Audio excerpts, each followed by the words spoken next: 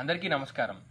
సేంద్రియ వ్యవసాయ విధానంలో integrated pest and disease management అంటే సమగ్ర చీడపీడ మరియు వ్యాధి నివారణ ఎలా చేస్తామనేది ఈ వీడియోలో డిస్కస్ చేద్దాం. వ్యవసాయంలో రైతులు ఎదుర్కొనే సమస్యల్లో ప్రధానమైనది చీడపీడలు ఇంకా వ్యాధులు.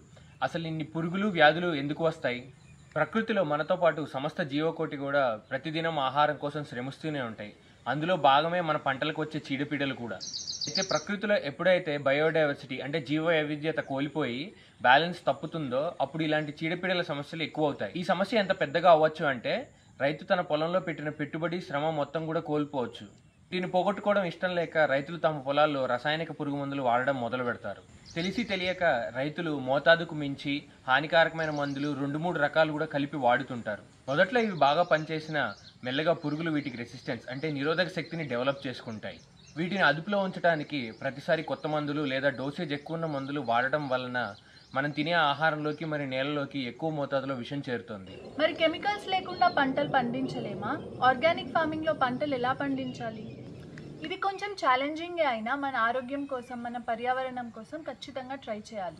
దానికోసం రైతులు వివిధ రకాల ప్రణాళికలు అడాప్ట్ చేసుకోవాలి. మొదటగా అసలు ఈ సమస్య ఎక్కడ మొదలవుతుందంటే రైతు తన పొలంలో బయోడైవర్సిటీ అంటే జీవ వైవిధ్యతను కోల్పోవడం దగ్గర నుంచి మొదలవుతుంది. జనరల్గా రైతులు మోనోక్రాప్ వేస్తుంటారు, అంటే ఎప్పుడూ ఒకే రకం పంటని అదే పొలంలో మళ్ళీ వేస్తుంటారు. దానివల్ల పురుగులకి రోగాలకి ఈ పంటలను ఆశించడం చాలా తేలికవుతుంది. పైగా రైతులకు ఉపయోగపడే మిత్రకీటకాలు మరి వాటి కోసం ఉండే స్థావరాలు లేకపోవడం వల్ల ఈ పంటలకు వచ్చే పురుగులు మరింత రెచ్చిపోతాయి. దీనికి రైతులు తమ పొలాల్లో ప్రధాన పంటతో పాటు ఎర్ర పంటలు మరియు మిత్రకీటకాలకు సహకరించే పంటలు కూడా వేసుకోవాలి. ఉదాహరణకి మేము క్యాలీఫ్లవర్ పంట వేసినప్పుడు ఎర్ర పంటలుగా ఆవాలు, కొత్తిమీర మరియు ఆముదం చెట్లను నాటాము.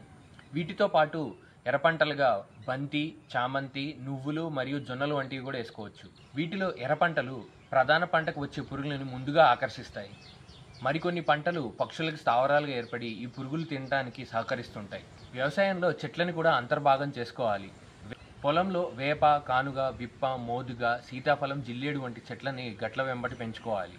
వీటిని కషాయాలకి, ఎరువుల తయారీకి ఉపయోగించుకుంటూ కొన్ని సంవత్సరాల తర్వాత రైతుకి ఆదాయ వనరుగా కూడా ఉపయోగపడతాయి. మరి ఈ బయోడైవర్సిటీని ఎస్టాబ్లిష్ చేయడానికి టైం పడుతుంది. సో షార్ట్ టర్మ్లో ఈ పెస్ట్ అండ్ డిసీజెస్ని ఎదుర్కోవాలంటే ఏం చేయాలి? ఆర్గానిక్ ఫార్మింగ్లో prevention is better than cure.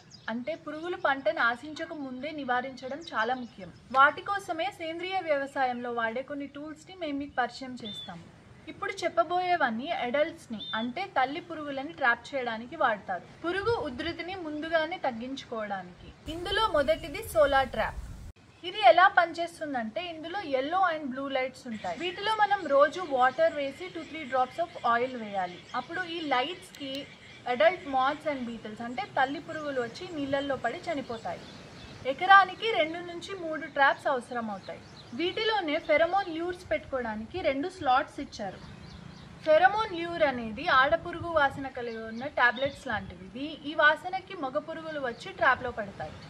Pheromone ట్రాప్స్లో funnel traps and delta traps అనేవి కూడా ఉంటాయి. మీరు ఇక్కడ చూస్తుంది ఫనెల్ ట్రాప్. ల్యూర్స్ పురుగుకి మారుతుంటాయి. ఫర్ ఎగ్జాంపుల్ ఇది స్పోడప్టెరా ల్యూర్ అంటే పొగాకు లద్దె పురుగుది. ఇవి ఎకరానికి 10-20 వాడాల్సి వస్తుంది. ఫెరమోన్ ట్రాప్స్లో ఈ మధ్య కొత్త రకం టెక్నాలజీ వచ్చింది. ఇప్పుడు ఇది పేస్ట్ రూపంలో కూడా దొరుకుతుంది. నెక్స్ట్ స్టికీ ట్రాప్స్ అంటే జిగురు అట్టలు. వీటిల్లో బ్లూ, yellow, వైట్ అవైలబుల్ ఉంటాయి. ఈ కలర్స్కి రసం పీల్చే పురుగులు వచ్చి అట్రాక్ట్ అయ్యి వీటికున్న గమ్కి అతుక్కొని చనిపోతాయి.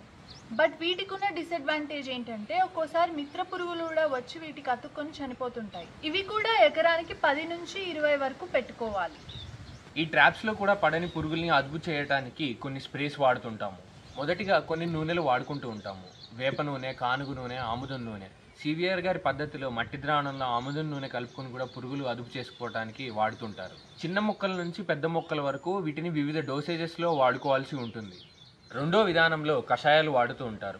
ఆవు మూత్రం, పేడ, వేపాకు, జిల్లేడాకు, గావిలాకు మొదలగు ఆకులతో పొలంలో తక్కువ ఖర్చుతో కషాయాలు చేసుకుని వాడుకుంటూ ఉంటారు. వీటితో పాటు వంటింట్లో దొరికే అల్లం, వెల్లుల్లి, పచ్చిమిర్చి, ఇంగువ, పుల్లటి మజ్జిగ, పాలు వంటి వాటితో కూడా కషాయాలు చేసుకొని పంటకు వచ్చే చీడపీడల్ని, రోగాల్ని అదుపు చేసుకోవచ్చు. మూడో విధానంలో బెనిఫిషియల్ మైక్రోబ్స్ వాడుకోవచ్చు. ఇవి చూస్తే మనకి భూమిలో దొరికే సూక్ష్మజీవులే. వీటిని మనం సేకరించి ల్యాబ్లో తయారు చేసి వాడుతూ ఉంటారు. వీటిల్లో ట్రైకోడర్మా, సూడోమోనాస్, బవేరియా, వెట్టిసెల్లం, మెటారైజం అనేవి మనకి బయట ప్రోడక్ట్స్ గాను లేకపోతే కొంతమంది సైంటిస్టులు ఫ్రెష్గా తయారు చేసి కూడా అమ్ముతూ ఉంటారు బయట. ఇవి ఏంటంటే పురుగులు మరియు వ్యాధుల ఉధృతిని తగ్గించడానికి ఉపయోగిస్తారు. వీటన్నిటితో పాటు ఈ మధ్యకాలంలో హోమియో మెడిసిన్స్ కూడా వాడుతున్నారని విన్నాము. ఈ ప్రోడక్ట్కి సంబంధించిన కొన్ని కాంటాక్ట్స్ని డిస్క్రిప్షన్లో ప్రొవైడ్ చేస్తాము. ఈ కంటెంట్ మీకు ఉపయోగపడింది అనిపిస్తే లైక్ చేసి కామెంట్ చేయండి. మీ ఫార్మర్ ఫ్రెండ్స్కి ఈ వీడియో షేర్ చేసి మన ఛానల్ని సబ్స్క్రైబ్ చేసుకోండి. నోటిఫికేషన్ బెల్ని ఆన్లో పెట్టుకోండి. Thank you.